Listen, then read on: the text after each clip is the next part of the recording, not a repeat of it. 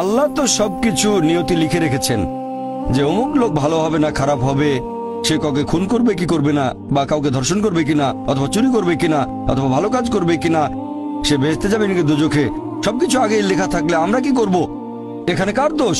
যদি কাউকে খুন করি, আল্লাহ আমার কদরে লিখেছেন, আমি খুন করবো আর করে ফেললাম, এই দোষটা কার? দোষ তো আল্লাহর। তাহলে আমাকে দোজখে পাঠানো হবে কেন?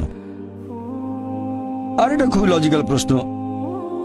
এই প্রশ্নের উত্তরে বলবো, আমাদেরকে এই কদর বা নিয়তির ধারণা আগে বুঝতে হবে যে আল্লাহ সুবহানাহু ওয়া তাআলা আগে থেকে লিখে রেখেছেন একটা মানুষ কখন জন্মাবে, তারপরে সে কোন দেশে জন্মাবে, কখন মারা যাবে, কোন দেশে মারা যাবে। আল্লাহ পবিত্র কোরআনে বলেছেন সূরা ইসরা অধ্যায় 17 আয়াত নম্বর 14 যে যখন কোন শিশু জন্ম নেয় তার কর্মগুলো আমি তার গ্রীবালগ্ন করে দিই। একজন মানুষের ব্যাপারে আল্লাহ জানেন সে কি কি করবে, ভালো না খারাপ, সঠিক না বেঠিক, সে বেহেশতে যাবে নাকি দোজখে যাবে। যে ধরেন একটা ক্লাসে একজন টিচার পড়াচ্ছেন 100 জন ছাত্রকে প্রায় 1 বছর ধরে, আর পরীক্ষা শুরুর আগে টিচার অনুমান করলেন যে এই ছাত্রটা এবারের পরীক্ষায় ফার্স্ট হবে, ফার্স্ট ক্লাস ফার্স্ট, এই ছাত্র পাবে সেকেন্ড ক্লাস, এই ছাত্র করবে ফেল। এটা আমি উদাহরণ হিসেবে বলছি। এর কিছুদিন পরে পরীক্ষা হয়ে গেল, প্রথম ছাত্র হলো ফার্স্ট ক্লাস ফার্স্ট, এই ছাত্র সেকেন্ড ক্লাস, আর ওই ছাত্রটা করলো ফেল। এখন আপনাদের প্রশ্ন করি, যে ছাত্র ফেল করেছে সে কি টিচারকে বলবে আপনি বলেছিলেন যে আমি ফেল করব তাই ফেল করেছি? এখানে দোষটা কার? টিচারের নাকি ছাত্রের? কার দোষ? ছাত্রের। টিচার অনুমান করেছেন এই ছাত্রটা বাইরে ঘুরে বেড়ায়, ঠিক মতো ক্লাসে আসে না, সিনেমা দেখতে যায়, এজন্য সে ফেল করবে। ওই ছাত্র মোটামুটি মাঝারি, এই ছাত্র খুব মেধাবী, অনেক পরিশ্রম করে, তাই টিচার পরীক্ষা শুরু হওয়ার আগে অনুমান করেছেন এই ছাত্র হবে ফার্স্ট ক্লাস ফার্স্ট, এই ছাত্র সেকেন্ড ক্লাস, ওই ছাত্র ফেল। তারপর আসলে ওই ছেলে ফার্স্ট ক্লাস ফার্স্ট, এই ছেলে সেকেন্ড ক্লাস, আর ওই ছাত্র ফেল।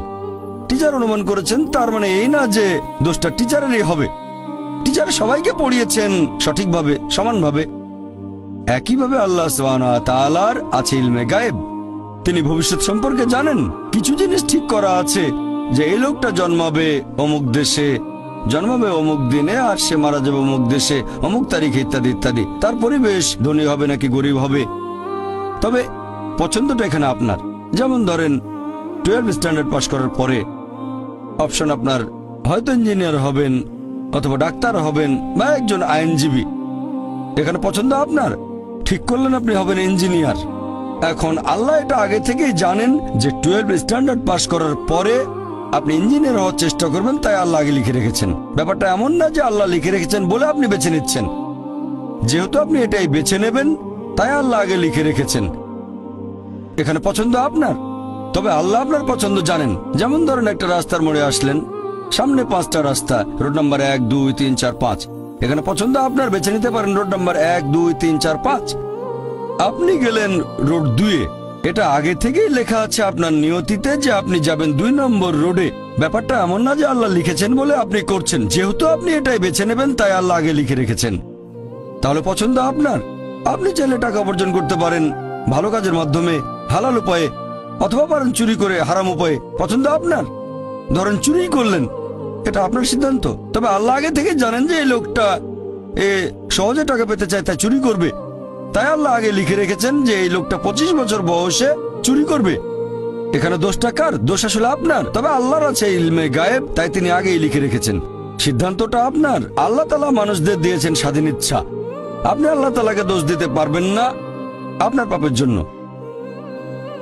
যদি আপনি দোজখে যান, যাবেন আপনার পাপ কাজগুলোর জন্য, আর যদি বেহেশতে যান সেটার কারণ হবে আল্লাহ সুবহানাহু ওয়া তাআলার অসীম করুণা।